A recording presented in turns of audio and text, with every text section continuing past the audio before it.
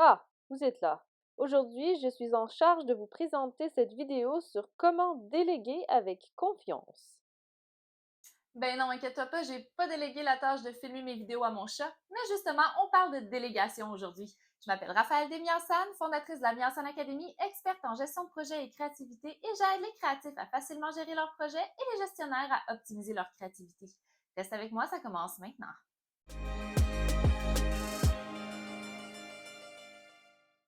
Bon matin les humains, bienvenue dans la Miao San Academy. Aujourd'hui, on parle de délégation. Pourquoi on parle de délégation? Parce que c'est important de savoir déléguer quand on travaille sur un projet. Donc, si tu as besoin d'aide, tu sens que tu as besoin de déléguer, mais tu sais pas trop comment faire, eh bien, je te partage mes 3 trucs pour déléguer avec confiance. Premièrement, il faut savoir déléguer les bonnes tâches aux bonnes personnes. Tu ne peux pas déléguer n'importe quoi à n'importe qui. Il faut savoir quelles tâches on peut déléguer et à qui les donner. Les tâches à déléguer sont souvent des tâches soit très simples et qui sont faciles à déléguer quand on les donne à quelqu'un d'autre, ou soit très complexes qui sont en dehors de notre champ d'expertise. Et il faut savoir choisir la bonne personne pour accomplir cette tâche. Mon deuxième truc, il faut bien communiquer la tâche. Si vous demandez à quelqu'un d'autre de faire une tâche à votre place, il faut que cette personne-là soit apte à la réaliser avec certains barèmes. Alors, mettez des barèmes clairs, précis sur ce qui est à accomplir et assurez-vous que la personne à qui vous donnez la tâche a bien compris. Ensuite, vous pouvez faire un petit suivi pour vous assurer que la tâche est en bon cours de route. Et là, je ne parle pas de micromanagement ou d'aide par-dessus l'épaule de la personne qui fait votre tâche tout le long de l'accomplissement de celle-ci,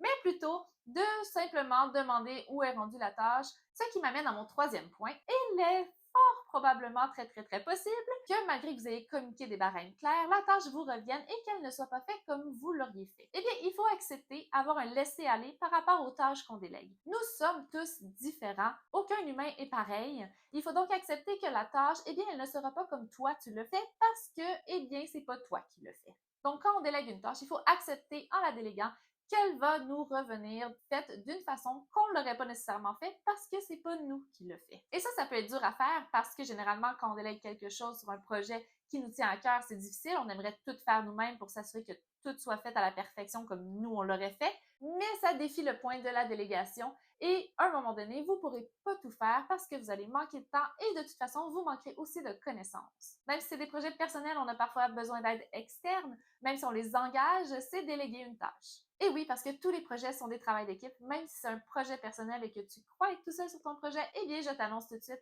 qu'il y a des chances que tu sois allé chercher de l'aide ailleurs, que tu aies délégué des tâches ou que tu aies demandé conseil. Et il ne faut pas avoir peur d'aller chercher de l'aide quand on travaille sur un projet, c'est impossible de tout faire nous-mêmes. Tout ça pour dire que déléguer, c'est super important. Il faut simplement savoir quelles tâches donner et les donner aux bonnes personnes. Il faut aussi bien savoir communiquer les tâches à déléguer et il faut laisser aller et accepter que la tâche ne soit pas exactement comme on l'aurait fait nous-mêmes parce que nous sommes tous différents. Sur ce, je te remercie d'avoir écouté cette vidéo. J'espère que ça t'a plu, que ça t'a été utile. Je t'invite à liker et partager. Tu peux aussi t'abonner à la Meilleure Scène Academy sur YouTube, Instagram et Facebook. Je t'invite aussi à t'abonner à mon infolettre. Je t'ai mis le lien sous cette vidéo.